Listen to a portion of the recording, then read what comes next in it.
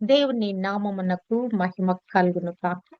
Heavenly light ministries global prayer tower ఆధ్వర్యంలో జరుగుతున్న ఉదయకాల స్తుతి ఆరాధన కుడికు మిమ్మల్ని అందరినీ ప్రేమపూర్వకంగా ఆహ్వానిస్తున్నాము. యోహాను సువార్త 14వ అధ్యాయము ధ్యానిస్తున్నాము. మరి క్రీస్తు ప్రభు శిష్యులతో గంభీరమైన మాటలు బోధిస్తా ఉన్నాడు. అనేకమైన సత్యాలను వారికి వివరంగా చెప్తా ఉన్నాడు. ఎందుకంటే ఆయన వెళ్ళిపోయే సమయం దగ్గరైంది గనక వారి హృదయాలను మనస్సులను బలోపేతం చేస్తూ ఆయన ఎడబాటును తట్టుకొని వారి విశ్వాసంలో స్థిరచిత్తులుగా నిలవటానికి వారికి అనేకమైన మర్మాలతో కూడిన విషయాలు బోధిస్తా ఉన్నాడు. మరి నిన్నటి దినం ధ్యానించినట్లుగా నేను తండ్రి వద్దకు వెళ్తా ఉన్నాను. నేను వెళ్ళిన తర్వాత మీరు నేను చేయు క్రియల కంటే అనేకమైన గొప్ప వాటిని, అనేకమైన కార్యాలు, సూచక్రియలు అవన్నీ కూడా మీరు చేస్తారు అని నిశ్చయముగా చెబుతున్నానని వారిని బలపరుస్తాడు. 13వ అధ్యాయము యోహాను సువార్త 4వ అధ్యాయము 13వ వచనము చూసినట్లయితే మరి ఇక్కడ ప్రభు వారితో చెప్తున్నాడు, మీరు నా నామమున దేనిని అడుగుదురో తండ్రి కుమారుని యందు మహిమ పరచబడుటకై దానిని చేతును. ఇక్కడ ప్రభు వారికి ఎలాగున అడగాలి, ఏ నామములో అడగాలి, దాన్ని ఎలా పొందుకుంటారు అనే విషయాన్ని చెప్తా ఉన్నాడు. అంటే మీరు నాకంటే గొప్ప కార్యాలు చేస్తారు అంటే, ఆ గొప్ప కార్యాలు చేయాలంటే మొదట పొందుకోవాలి. ఆ గొప్ప కార్యాలు చేసే శక్తిని, ఆ గొప్ప కార్యాలు చేయగలిగినటువంటి ఆ ప్రభావాన్ని వారు పొందుకోవాలి. ఎక్కడుంది ఆ శక్తి, ఆ ప్రభావం ఎక్కడున్నదని ప్రభు ఇక్కడ చెప్తున్నాడంటే, మీరు నా నామమున, అంటే ఒక నామం ఇవ్వబడింది ఈ భూమి మీద. ఒక వ్యక్తిగా నరావతారిగా ఈ భూమి మీద వచ్చిన నాకు ఒక నామం ఇవ్వబడింది. నా నామములో, నా నామములో మీరు తండ్రిని ఏమి అడిగితే కూడా అది కుమారుడు తండ్రిని ఘనపరచటానికి, మహిమపరచటానికి, మరి ఆ తండ్రికి మహిమ కలగటానికి నేను దాన్ని చేస్తాను అని ప్రభు చెప్తున్నాడు. ఇక్కడ ఏమంటాడు, నా నామమున మీరు ఏమడిగినా నేను కూడా చేస్తాను. రెండు విషయాలు ఉన్నాయి ఇక్కడ. ఒకటి, నా నామమున అడిగితే తండ్రి మహిమపరచబడినట్లుగా కార్యము జరుగుద్ది. అంతేకాదు, నా నామమున మీరు నన్నేమి అడిగినను నేను చేతును. ఇక్కడ రెండు చెప్తున్నాడు. ఒకటేమో నా నామములో తండ్రిని అడిగేది, మరొకటి డైరెక్ట్ గా మరి నన్ను అడిగేది అని గురించి చెప్తున్నాడు. ఇక్కడ ఉదయకాలం మనము యేసు క్రీస్తు యొక్క నామాన్ని మనము ధ్యానించొచ్చండి. అసలు ఆ నామము ఏ నామము, ఎంత శక్తి కలిగిన నామం, ఎంత ప్రభావం కలిగిన నామము. పేతురు ప్రసంగం చేస్తున్నాడు. అపోస్తుల కార్యంలో మనం చూస్తే ఆయన ధాటిగా ప్రసంగం చేస్తున్నాడు. చేస్తూ చేస్తూ అక్కడ జరిగిన సంఘటనలు వాటన్నిటిని చూస్తే గనక 4వ అధ్యాయము 12వ వచనంలో అంటాడు, మరి ఎవని వలన రక్షణ కలుగదు, ఈ నామముననే మనము రక్షణ పొందవలను గాని ఆకాశము క్రింద మనుష్యులలో ఇయ్యబడిన మరి ఏ నామమున రక్షణ పొందలేము. ఏంటో ఆ నామమును చూస్తే యేసు నామము. అక్కడ ఆ సందర్భాన్ని చూస్తే గనక అక్కడ మరి శృంగారం అనే దేవాలయం దగ్గర మరొక మరి పుట్టినప్పటి నుంచి కుంటివాడు అక్కడ కూర్చొని ఉంటాడు. కూర్చొని ఉండి పేదరు యోహానులు 3 గంటల సమయంలో ప్రార్థనకని వాళ్ళు వెళ్తా ఉంటారు. వెళ్తున్నప్పుడు అతను వారి దగ్గర ఏమి దొరుకుద్దా అని మరి అతను తేరి చూచాడంట. తేరి చూస్తే అక్కడ పేదరు అంటాడు, వెండి బంగారాలు మా యొద్ద లేవు కానీ మరి మాకు కలిగినదే నీకు ఇస్తున్నానని చెప్పేసి మరి అక్కడ అతన్ని చేయి పట్టుకుని లేపగానే అతను ఆ చీలమండలలో బలము కలిగి లేచి నిలబడి మరి దేవుని మహిమపరచుచు గంతులు వేస్తూ దేవాలయంలోకి వెళ్ళి మరి అక్కడ మరి దేవుని గురించిన సాక్ష్యం ఇస్తున్నాడంట. అంటే ఆ యొక్క స్వస్థత ఎలా జరిగింది, ఆ నామము యొక్క గొప్పతనం ఎలా ఉంటది అని అక్కడ పేతురు వాళ్ళకి వివరిస్తూ వాళ్ళందరూ కూడా గుమిగూడి ఇక చాలా గొప్ప ఆశ్చర్యకారం అని ఇక పేతుర్ని యోహానుని గొప్ప చేయి మొదలు పెడతారు. అప్పుడు పేతురు వాళ్ళకి వివరిస్తూ ఏం చెప్తున్నాడంటే, మృతులలో మీరు సిలువ వేసిన, మృతులలో నుండి లేపిన నజరేయుడైన లేపబడిన నజరేయుడైన యేసు క్రీస్తు నామముననే వీడు స్వస్థత పొంది మీ ఎదుట నిలుచున్నాడు. అది అక్కడ వాళ్ళు ఏం చెప్పారు? వెండి బంగారాలు మా యొద్ద లేవు, మాకు కలిగినదే మీకు ఇచ్చుచున్నాను, లేచి యేసు క్రీస్తు నామమున లేచి నడుమని వాళ్ళు చెప్పారు. వాళ్ళు ఒక ఒక శక్తిని వాళ్ళు పొందుకున్నారు, ఒక ప్రభావాన్ని వాళ్ళు పొందుకున్నారు. ఏంటి అంటే గనక యేసు నామం అనే శక్తిని వాళ్ళు ధరించి ఉన్నారు. యేసు నామములో ఉన్న ఆ ప్రభావాన్ని వారు ధరించి ఉన్నారు గనక అక్కడ అతనికి ఏం చెప్పారంటే, మరి యేసు నామములో లేచి నడువు అనగానే వాడు లేచి నడిచాడు. ఇక్కడ వీళ్ళందరూ కూడా ఆశ్చర్యచకితులయ్యి, మరి ఏంటి ఎలా జరిగింది ఈ కార్యం అంటే గనక కేవలం మీరు సిలువ వేసి చంపారు, చచ్చిపోయాడు ఆయన కానీ మరలా మృతులోంచి లేచాడు. ఏంటి ఎవరు ఆ వ్యక్తి అంటే గనక నజరేయుడైన యేసు క్రీస్తు. ఆ నామము మేము ఉచ్చాటన చేయగానే ఇదిగో వీడు స్వస్థత పొంది మరి మీ ఎదుట నిలిచి ఉన్నాడు. మరి ఆ యొక్క నామములో కార్యాలు ఎలా జరిగినాయని మనం చూస్తే గనక 30వ వచనములో 4వ అధ్యాయం 30వ వచనములో చూస్తే, అయ్యా మరి రోగులు స్వస్థపరచుటకు యేసుక్రీస్తు నామము ద్వారా సూచక క్రియలు మహత్ కార్యములు చేయుటకు. హల్లెలూయా. ఇక్కడ ఎవరి నామములో ఆ యొక్క అపోస్తలులు అద్భుతాలు సూచక్రియలు మహత్కార్యాలు చేస్తున్నారట? మరి ఆ పరిశుద్ధ సేవకుడైన యేసు నామము ద్వారా రోగులు స్వస్థపరచబడుతున్నారు, సూచక్రియలు జరుగుతున్నాయి, మహత్కార్యాలు జరుగుతున్నాయి అని అక్కడ మరి పేతురు మాట్లాడినట్లుగా మనము చూడగలము. అంటే ఇది ఎంత పెద్ద వివాదం అయిందంటే అది కంటిన్యూషన్ అయిపోయి అక్కడ అనేకమైన స్వస్థతలు, ప్రజలు గుంపులు గుంపులుగా అనుదినము సంఘంలో ప్రజలు చేర్చబట్ట అది చూచి ఆ యూదా పెద్దలకు కలవరం కలిగి వీళ్ళందరినీ తీసుకెళ్లి జైల్లో పెట్టి కొట్టేసి జైల్లో పెట్టేస్తారు కదా. అయినను వారిని అక్కడ మరి జైల్లో నుంచి దూతలు తీసుకొచ్చి చేస్తే మరలా వాళ్ళు వచ్చి దేవాలయంలో బోధిస్తా ఉంటే ఇక వాళ్ళకి ఏం చేయాలో తోచక ఆ యొక్క అధికారులు, ఆ పెద్దలు 5వ అధ్యాయము 40వ వచనములో అపోస్తలులను పిలిపించి ఏం చెప్తారంటే, కొట్టించి యేసు నామమును బట్టి బోధింపకూడదని వారికి ఆజ్ఞాపించి వారిని విడుదల చేస్తారు. ఇక్కడ ఆ నామము యొక్క ప్రశస్తతను మరి పేతురు చెప్పటమే కాదు, ఆ నామములో అద్భుతాలు సూచక్రియలు చేయటమే కాదు, ఆ నామాను కొరకు వాళ్ళు మరి గట్టిగా నిలబడ్డారు. కొట్టిన చెరసాలలో పెట్టిన వాళ్ళు బెదరకుండా ఉన్నారు. ఇప్పుడు అధికారులు కూడా ఏమి చేయాలో తోచక ఏం చేశారు? వారిని కొట్టించంట ఈ నామమును బట్టి బోధింపకూడదని ఆజ్ఞాపించి విడుదల చేశారంట. అంటే ఆ నామము యొక్క గొప్పతనం చూడండి. యేసు అనే ఆ నామము, క్రీస్తు అనే నామము కదా, మరి రక్షకుడు అనే నామము, అభిషిక్తుడు అనే నామము ఎంత ప్రశస్తమైన నామమో చూడండి. మరి ఫిలిప్పి రాసిన పత్రిక మరి పౌలు భక్తుడు 2వ అధ్యాయము మరి 9 నుంచి 11 వరకు రాసిన విషయాల్లో కూడా చూస్తే ఆకాశము కింద ఇవ్వబడిన ఆ నామాలలో అసలు ఆ నామము యొక్క పరిస్థితి చూస్తే అసలు కదా అన్ని నామముల కన్నా పైనామముగా కదా ఈ భూమి మీద ఇవ్వబడిన నామాలలో ఉన్న నామాలన్నిటిలో పైనామముగా ఆ నామం ఉందట. హల్లెలూయా. నిజంగానే రాయబడినటువంటి ఆ మాట మనము చూస్తే గనక మరి ఈ భూమి మీద ఎంతమంది పుట్టారో వారందరి నామము కంటే పైనామము ఫిలిప్పులో చూస్తే ప్రతి వాని నాలుక తండ్రి అయిన దేవుని మహిమార్థమై యేసు క్రీస్తు ప్రభు అని ఒప్పుకున్నట్లు దేవుడు ఆయనను అధికముగా హెచ్చించి ప్రతి నామమునకు పైనామమును ఆయనకు అనుగ్రహించెను. ఎక్కడది?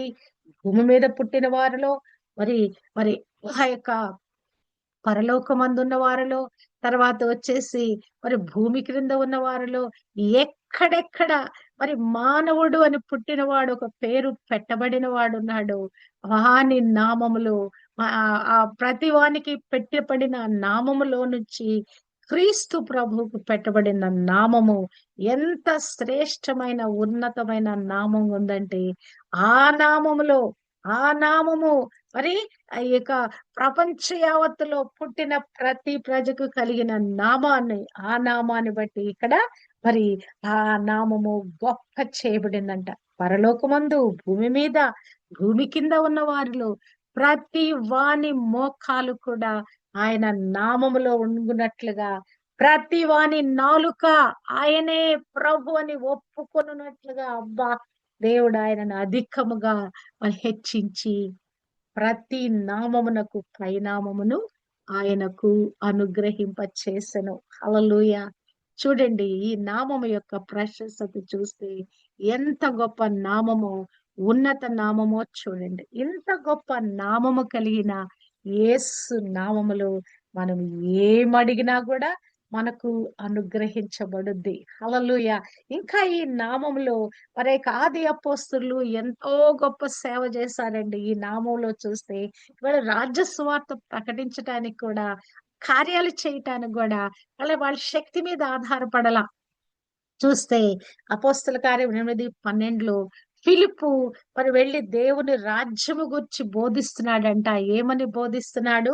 యేసు క్రీస్తు నామమును గూర్చి సువార్త ప్రకటించుచుండగా వారు అతని నమ్మి పురుషులను స్త్రీలను బాప్తిస్మము పొందిరి. అక్కడ ఫిలిప్పును చూచి నమ్మటం లేదు.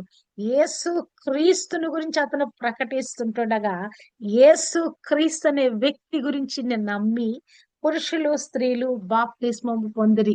మరి ఇవాళ రేపు మరి సేవ చేస్తున్న వారు మా దగ్గరకు రండి, మా యొక్క మినిస్ట్రీని నమ్మండి, మా దగ్గర జరుగుతున్న ఈ ప్రార్థన కూడికలు మీరు నమ్మండి అని మీరు మరి మీకు మేలు జరుగుతాయి, మీకు అద్భుతాలు జరుగుతాయి అని చెప్తున్నారు. క్రీస్తు ప్రభు మరి అనే వ్యక్తి గురించే చెప్పటం మర్చిపోయి వాళ్ళ సొంత డబ్బాలు కొట్టుకుంటున్నారు. కానీ దేవుని కార్యం జరగాలంటే నిజమైన ఆత్మ కార్యము, రక్షణ కార్యము, స్వస్థత కార్యాలు జరగాలంటే చేయవలసిన పనేంటంటే యేసుక్రీస్తు నామమును గురించి సువార్త ప్రకటించాలి. దేవుని రాజ్యము గురించిన సువార్త ప్రకటించాలి. అప్పుడు ఆ నామాన్ని నమ్మితే అక్కడ ఆ పురుషులు, స్త్రీలు రక్షింపబడతారు. మరి ఇక్కడ వారు నమ్మి బాప్తిస్మ అనుభవంలోకి వెళ్ళారు. అసలు పెద్ద పెద్ద దయ్యాలు కూడా వెళ్ళగొట్టబడాలంటే వెళ్ళగొట్టబడాలంటే ఆ దయ్యపు శక్తులు అపవాది చేత పీడింపబడే వారిని మనం బాగు చేయాలంటే, విడిపించాలంటే కేవలం యేసు నామము చాలండి. 16వ అధ్యాయంలో చూస్తే అపోస్తల కార్యంలో పౌలు శీలలు వెళ్తా ఉంటారు. వెళ్తా ఉంటే ఆ దారిన వెళ్తా ఉంటే ప్రతిదినం వెళ్తా ఉంటే ఒక చిన్నది వారి గురించి మాట్లాడుతూ ఉంటది. సోది చెప్పే ఒక చిన్నది అక్కడ గురించి ఉండి వారి గురించి కేకలేస్తా ఉంటది. ఏమని? ఇదిగో వీరు సర్వోన్నతుని దేవుని యొక్క మార్గాన్ని బోధించటానికి వచ్చారని ఇక్కడ అది కేకలు వేస్తా ఉంటది. ప్రతి దినం కూడా ఈ ఇదిగో ఈ మనుషులు సర్వోన్నతుడైన దేవుని దాసులు, వీరు మీకు రక్షణ మార్గము ప్రచురించువారై ఉన్నారని అది కేకలు వేస్తా ఉంటది ప్రతిదినం కూడా. అది ఆమె పడుతున్న బాధ, దురాత్మ చేత బాధింపబడుతున్న ఆ స్థితిని చూచి ఆమె అలా అనేక దినాలు చేస్తా ఉంటే పౌలు వ్యాకులపడి దాని వైపు తిరిగి నీవు ఈమెను వదిలి పొమ్మని యేసు క్రీస్తు నామమున ఆజ్ఞాపించుచున్నానని ఆ దయ్యముతో చెప్పెను. వెంటనే అది ఆమెను వదిలిపోయెను. ఏ నామంలో చెప్పాడండి? యేసు క్రీస్తు నామమున ఆజ్ఞాపించుచున్నానని ఆ దయ్యముతో చెప్పెను. అంటే ఇది ఎవరి శక్తి అండి? కేవలము యేసు క్రీస్తు నామములో ఉన్న శక్తి. ఈ అంత దయ్యాన్ని ఒక్క మాటలో వెళ్ళగొట్టగలిగాడంటే పౌలు భక్తుడు, అది ఆయన సొంత శక్తి, సొంత సామర్థ్యం కాదు కదా. అది పేతురు స్వస్థపరిచిన, యోహాను స్వస్థపరిచిన, పౌలు శీలల ద్వారా ఈ అద్భుతం జరిగిన, ఫిలిప్పు వెళ్ళి మరి దేవుని రాజ్యం బోధించిన, ఇవన్నీ కూడా యేసు నామాన్ని బట్టే జరుగుతున్నాయి కానీ వారి సొంత శక్తి మీద ఆధారపడినట్లుగా మనము చూడమండి. ఇక్కడ చూచినట్లయితే ఇదే విధంగా 19వ అధ్యాయంలో ఇటు విధంగా పౌలు సేవ చేస్తా ఉన్నాడు. మరి అనేకమైన దయ్యాలు వెళ్ళగొడతా ఉన్నాడు. ఆయన నామాన్ని ఉచ్చాటన చేయుట ద్వారా అనేకమైన అద్భుతాలు జరుగుతా ఉన్నాయి. ఆయన నడికట్లు మరి పుట్టిన వాళ్ళు కూడా మరి బాగైపోతున్నారు. ఇక అది చూచి అక్కడున్న మాంత్రికులు కూడా మరి యేసు నామాన్ని ఉచ్చాటన చేయటానికి వారి ప్రయత్నించారట. 12వ వచనములో చూస్తే మరి దేవుడు పౌలు చేత విశేషమైన అద్భుతములను చేయించెను. అతని శరీరమునకు తగిలిన చేతిగుడ్డలైనను, నడికట్లైనను రోగుల యొద్దకు తెచ్చినప్పుడు రోగములు వారిని విడిచెను. దయ్యములు కూడా వదిలిపోయెను. మరి యొక్క మరి పౌలు దేనితో నింపబడ్డాడు? క్రీస్తు ప్రభుతో నింపబడ్డాడు. ఆయన వాక్యంతో నింపబడ్డాడు. ఆయన అభిషేకం చేత నింపబడ్డాడు కదా!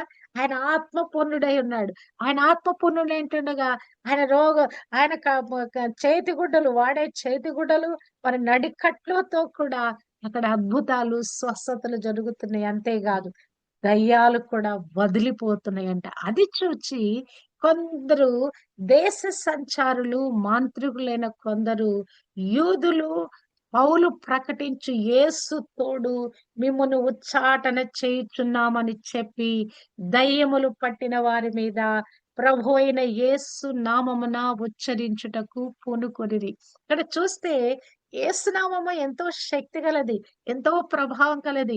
ఆయన నామంలో స్వస్థతలు, విడుదల ఇవన్నీ ఉన్నాయి. కానీ ఈ నామాన్ని ఉపయోగించే వ్యక్తుల యొక్క మరి ఆ విధానం కూడా మనం చూడగలగాలి. ఎవరు పడితే వాళ్ళు యేసు నామాన్ని ఉచ్చాటన చేస్తే ఈ అద్భుతాలు జరగవు. నా నామమున మీరేమి అడిగినా నేను ఇస్తాను. నా తండ్రి మహిమపరచబడినట్టుగా నేను చేస్తాను. నా నామమున మీరు నన్నేమైనా అడగండి నేను చేస్తానంటే కాదు ఇక్కడ. యేసు నామంని దాన్ని వినియోగించటానికి కూడా అధికారం కలిగిన వ్యక్తులు కదా! ఆ యొక్క శక్తి, ప్రభావం పొందుకున్న వ్యక్తులు ఆ యేసు నామం యొక్క ప్రశస్త తెలిసిన వారుగా ఉండాలని ఈ వాక్యం ద్వారా మనం గమనించొచ్చు కదా! కొద్దిమంది యేసు తోడు ఏమి యేసు అయినా ఈ పౌలు ప్రకటించు యేసు తోడు మిమ్మును ఉచ్చాటన చేస్తున్నామని దయ్యాల మీద వాళ్ళు ప్రయోగాలు చేయబోయారట. కానీ అక్కడ ఏం జరిగిందంటే ఆ దయ్యము పట్టిన వాడు మరి ఆ దయ్యము మాట్లాడుతా ఉంది. నేను యేసునే గుర్తెరుగుదును, పౌలును కూడా గుర్తెరుగుతాను. మీరెవరని ఆ దయ్యము మరి వారిని పట్టి లొంగ తీసుకుందట. చూడండి, అంటే నామాన్ని మనము వ్యర్థంగా ఉచ్చరింపకూడదు. వ్యర్థంగా మనలో శక్తి, అభిషేకం లేకుండా ఆయన నామాన్ని ఉచ్చాటన చేయటానికి మనము పూనుకోకూడదు. యేసు నామములో ఈ స్వస్థత కలుగును గాక అని మనం ప్రకటించాలంటే ఆ నామములో ఉన్న శక్తిని, ఆ ప్రభావపు తాకిడిని మనం పొందుకొని ఉండాలని ఇక్కడ ప్రభు చెప్తున్నట్లుగా మనము చూడగలము. చూచినట్లయితే యొక్క యేసునామంలో మనం అడిగితే దొరుకుతుంది. ఎలాగునా అడిగితే మనం పొందుకుంటాం. వెతికితే మనం మనకు దొరుకుతుంది. తట్టితే తీయబడుతుంది. ఇక్కడ మరి మత్తయి సువార్త 7వ అధ్యాయము 7, 8లో చూస్తే అడుగు ప్రతివాడు పొందుతాడు. వెదుకువానికి దొరుకుద్ది. తట్టువానికి తీయబడుద్ది. అంతా బానే ఉంది. కానీ ఎలాగున మనము అడగాలి, ఆయన ఆలకించాలి అంటే మనము అడిగిన వాటిని పొందుకున్నామని మనం విశ్వసించగలిగితే అవన్నీ గూడా మనకి అనుగ్రహింపబడతాయి. ఒకటి కండిషను. ఒకటి మనము మనం అడుగుతున్నాం. అయ్యా నేను ప్రార్థిస్తున్నాను. ప్రతిదినం ఏదో ఒక ప్రార్థన మనం చేస్తాం. ఉదయం నుంచి రాత్రి పడుకునేంత వరకు. నాకిది దయచేయి ప్రభా, ఇలా కాపాడు ప్రభా, ఇలా సహాయం చేయి ప్రభా, ఇలా నడిపించు ప్రభా. ఇక రకరకాల ప్రార్థనలు యేసునామములో మనం చేస్తాం.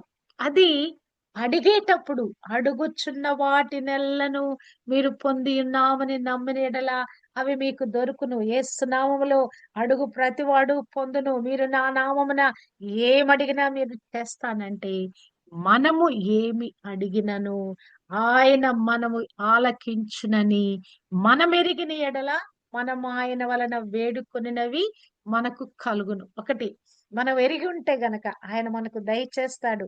మనం ఏమి అడిగినను, మొదటి యోహాను 5:14లో రాయబడిన మాట. మనం ఏమి అడిగినను ఆయన మన మనవి ఆలకించునని మనము ఎరిగిన ఎడల, ఇది మనం ఎరిగి ఉండాలి. ఆయన నామంలో మనం అడిగితే ఆయన మనకి తప్పనిసరిగా ఇస్తాడు. అక్కడ ఇంకో కండిషన్ ఏంటంటే ఆయన చిత్తానుసారముగా మనము ఏమి అడిగినను ఆయన మన మనవి ఆలకించును. ఒకటి, ఆయనను మనము అడిగినప్పుడు ఆయన ఆలకిస్తాడని మనం ఎరిగి ఉండాలి. మొదటిది. అప్పుడు మనం వాటిని పొందుకుంటాము. రెండవది, మరి అడిగే ప్రతిది కూడా ఆయన చిత్తానుసారంగా మనం అడగగలగాలి. గొంతెమ్మ కోరికలు కోరకూడదండి ప్రార్థనలో. అవసరాల కొరకు అడగాలి. ఏమి రాయబడిందంటే వాక్యము, ఓకే, నీ కోరిక సిద్ధింప చేసి నీ ఆలోచన యావత్తు సఫలపరచబడును గాక. అది వాగ్దానము. కానీ మనము అడగవలసిన తీరు ఏంటంటే ఆయన చిత్తానుసారముగా మనము అడగగలగాలి. ఆయన చిత్తమై ఉన్నది మనకు స్వస్థత ఇవ్వట ఆయనకు చిత్తమన్నది. మన రోగములు దయ్యాలను వెళ్ళగొట్టబట్ట ఆయన చిత్తమైనది. మనము చక్కగా సమృద్ధి కలిగి జీవించడం ఆయన చిత్తమైనది. ఇవి కాకుండా కాగా దేవుడు తన ఐశ్వర్యం చొప్పున క్రీస్తు యేసునందు మహిమలో మీ ప్రతి అవసరము తీర్చును. ఇది ఆయన చిత్తమైనది. ఏంటది? మన అనుదినం అవసరతలు తీర్చుట, మనకి రక్షణతో పాటుగా మరి యొక్క పాప క్షమాపణతో పాటుగా స్వస్థతలు, విడుదలలు కదా! ఈ దైవపు శక్తుల నుంచి మనకి ఆ యొక్క విడుదలలు ఇవన్నీ అవసరమైనవి. ఏంటవి? వాటిని ఆయన చిత్తానుసారంగా మనం అడిగితే కనుక తండ్రి మహిమ పరచబడినట్లుగా, తండ్రిలో మహిమ పొందినట్లుగా, తండ్రి కుమారుని యందు మహిమ పరచబడుటకై దానిని చేతును. మీరు నా నామమున అడిగిన ఏదైనా నేను మీకు చేస్తాను. తండ్రి ఎందుకు చేస్తాను నేను? తండ్రి కుమారుని యందు మహిమ పరచబడటానికి నేను చేస్తాను. ఇంక నువ్వు ప్రభు అంటున్నాడు. మరి నాకు మొరపెట్టు అంతే. నా నామంలో నువ్వు మొరపెట్టు, నేను నీకు ఉత్తరం ఇస్తాను. అంటే ఈ యొక్క యేసు నామములో స్వస్థతలు, విడుదలలే కాదు గాని ఒక క్రానిక్ సమస్యకు కూడా మనకు జవాబులు దొరుకుతాయి. ఇక్కడ చూస్తే నాకు మొరపెట్టు, నా నామంలో ప్రార్థన చేయి. ఇర్మీయా 33:3లో రాయబడినట్లుగా నీవు గ్రహింపలేని గొప్ప సంగతులను, గూఢమైన సంగతులను నీకు తెలియచేతును. హల్లెలూయా. యేసు నామములో అడుగుట అంటే ఏంటంటే అది దేనినైనా ఆయన చిత్తానుసారంగా మనం అడుగుట. అడిగినప్పుడు మర్మా రూపకంగా ఉన్నాయి. మరి అవి మరి మరుగైన వాటిని కూడా ప్రభు గ్రహింపటానికి, అంటే మన మానవ మేధస్సు పరిమితమైనది. మన ఆలోచన పరిధి పరిమితమైనది. దానిని కొన్నిసార్లు వాటిని మనము గ్రహించలేము.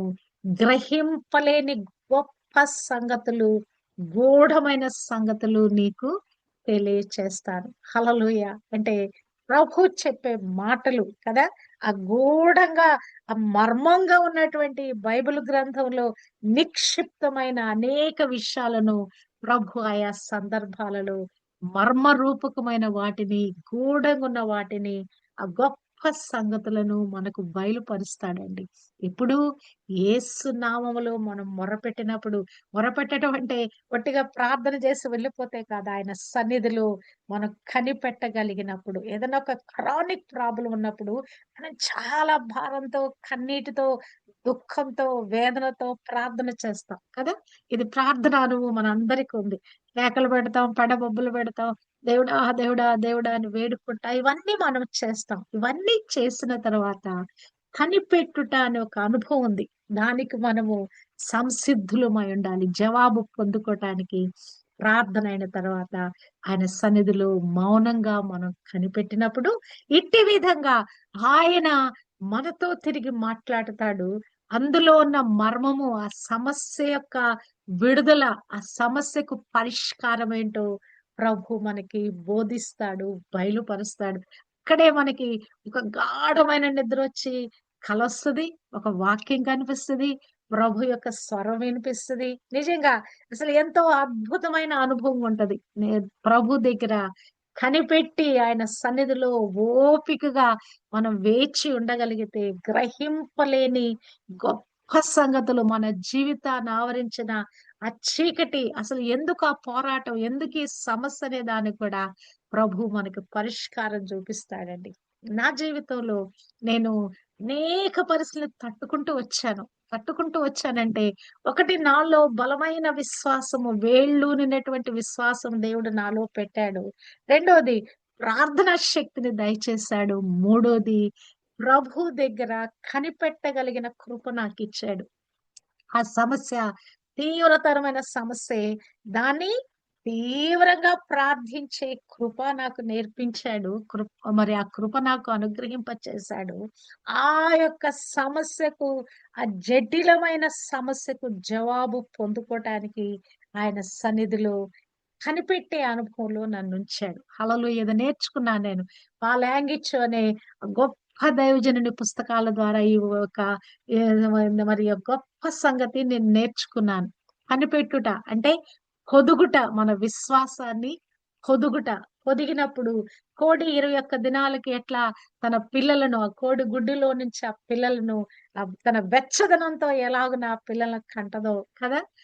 మరక్కడ కనే ప్రక్రియ ముందుగానే గుడ్డు ద్వారా కనేసింది. కానీ అందులో ఉన్నటువంటి ఆహ్, ఆ యొక్క మర్మరూపంగా ఉన్నటువంటి ఆ యొక్క కోడిగుడ్డులో ఉన్న పిల్ల బయటికి రావటానికి 21 దినాలు తన కింద వేయబడిన మరి ఆ యొక్క కుంపటిలోనే ఎక్కడో పెట్టి వేసినటువంటి ఆ గుడ్లను అది పొదుగుట ద్వారా పిల్లలన్నీ కూడా చక్కగా అందంగా, అద్భుతంగా బయటకొస్తాయి. అట్టి విధంగా మనము ఈ యొక్క గ్రహింపలేని గూఢమైన సంగతులు ఎవరి నామంలో ప్రార్థన చేశాం? యేసు నామంలో తండ్రికి మనం పెట్టే ప్రతి మొర అది అభేద్యమైనది, పొందుకోలేనిది, అసలు మన ఊహకు అందనిది, ఆ పరిష్కారం ఎలా జరుగుద్దో దిక్కుదోచన పరిస్థితిలో ఉన్న మనము ఇట్టి విధంగా మనం ప్రార్థన చేసామా, కనిపెట్టామా కదా!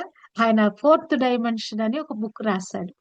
ఫోర్త్ డైమెన్షన్ అంటే మానవుని యొక్క ఆత్మ జీవితంలో ఆ లోపలికి ఆ నాలుగో కోణంలోకి తండ్రి, కుమార, పరిశుద్ధాత్మ త్రియేక దేవుని 3 కోణాలు దాటి నాలుగో కోణంలోకి మనం వెళ్ళగలిగితే అంటే ఆ పర్స్పెక్టివ్ అంటారు. దృష్టికోణం అంటారు దాన్ని. ఆ దృష్టికోణం మన అంతర్దృష్టిలో నుంచి లోపలికి మనం వెళ్ళగలిగితే కనుక ఆ మర్మాలు మనకు బయలుపరచబడతాయి. ఆ గ్రహింపలేని ఆ గొప్ప సంగతులు, గూఢమైన సంగతులు బయలుపరచబడతా ఉంటాయి.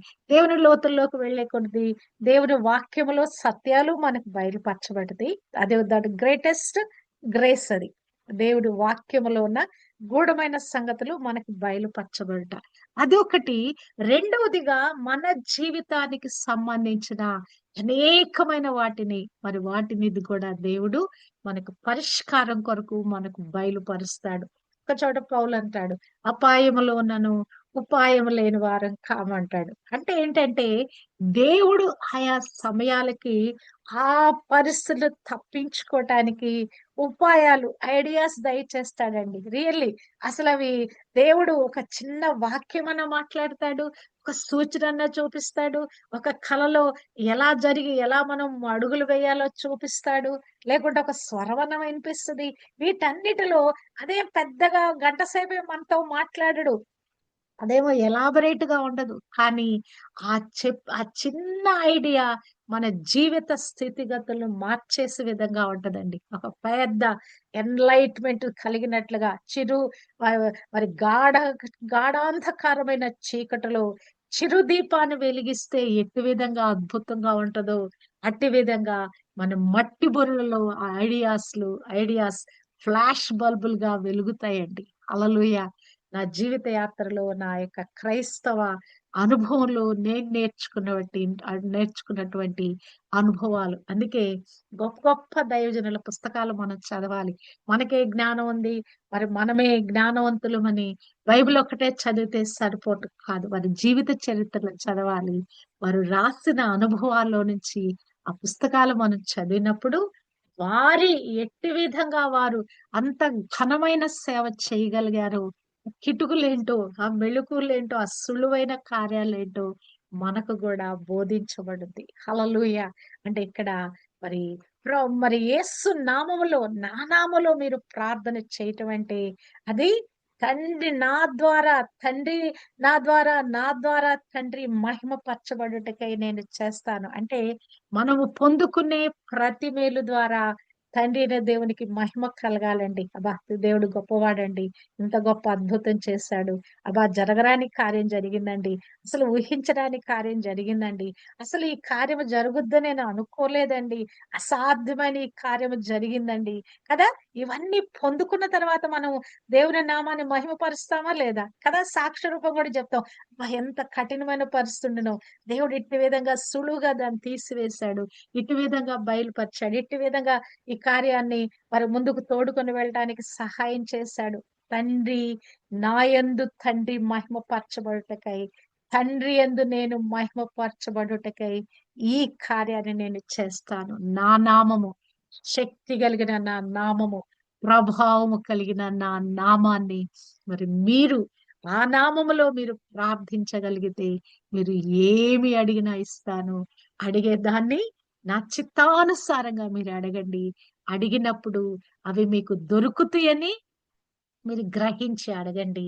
అవి మీకు అనుగ్రహించబడతాయి. ఇంకొకటి ప్రార్థన చేయటానికి మరొక హెచ్చరిక ఏంటంటే ప్రభు చేసేది ఫిలిప్పు రాసిన పత్రిక 4 అధ్యాయము 6లో చూస్తే గనక దేనిని గూర్చియు చింతపడకుడు గాని ప్రతి విషయములోనూ ప్రార్థన విజ్ఞాపనముల చేత కృతజ్ఞతాపూర్వకముగా మీ విన్నపములు దేవునికి తెలియచేయండి. సమస్య రాగానే మనం చింతపడతాం. ఇక్కడ ప్రభు ఏమంటున్నాడంటే దేనిని గురించి కూడా చింతపడొద్దు. ఏం చేయాలి? ప్రతి విషయంలో దేవుని యొద్దకు తీసుకురావాలి ఆ అంశాన్ని ప్రార్థన విజ్ఞాపనముల చేత మరి కృతజ్ఞతాపూర్వకంగా మీ విన్నపాలు దేవునికి అంటే ప్రార్థించేటప్పుడు ఆ సమస్య గురించి మొరపెట్టేటప్పుడు కూడా దేవునికి మనము థ్యాంక్స్ గివింగ్ చేయాలన్నమాట.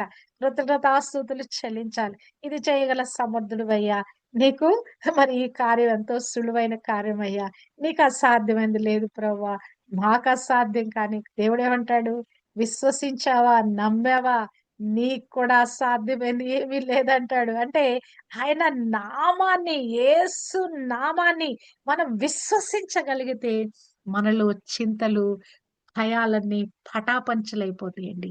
దేనిని గురించి ఇక మనం చింతపడము, దిగులు పడము, అధైర్యపడము, బెదిరిపోము.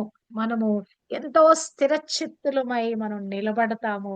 విశ్వాసముతో యేసు నామములో ప్రార్థిస్తాము. ప్రతి విషయంలో అది ఎంత కఠినమైనదన కూడా ఇది జరగదు, ఇది పొందుకోలేము, ఈ పరిస్థితి నుంచి మనం బయటికి రాలేము అనుకున్న వాటన్నిటిని కూడా యేసు నామములో కదా మనము చింతలు పక్కన పెట్టి ఆ నామమందు విశ్వాసము ద్వారా మనం ప్రార్థన చేయగలిగితే చాలు. కృతజ్ఞతాపూర్వకంగా మన విన్నపాలు యేసు నామములో మనము చేయగలిగితే చాలు. ప్రార్థించగలిగితే చాలు. తండ్రి అయిన దేవునికి మనము తెలియచేయగలిగితే చాలు. వాటన్నిటికీ మనము జవాబులు పొందుకుంటాం. హల్లెలూయా! ప్రభువు చెప్తున్న ఈ మాటలు నా నామమున మీరు నన్నేమి అడిగినను నేను చేతును. మరి ఇక్కడ తండ్రి మహిమ పరచబట్టానికి నా నామమున మీరు దేనిని అడుగుదురు తండ్రి కుమారుని యందు మహిమ పరచబడుటకై దానిని చేతును. మనం చేసే ప్రార్థన పరిశుద్ధాత్మ ద్వారా మనం చేస్తున్నాము. యేసు నామములో తండ్రికి చేస్తున్నాము.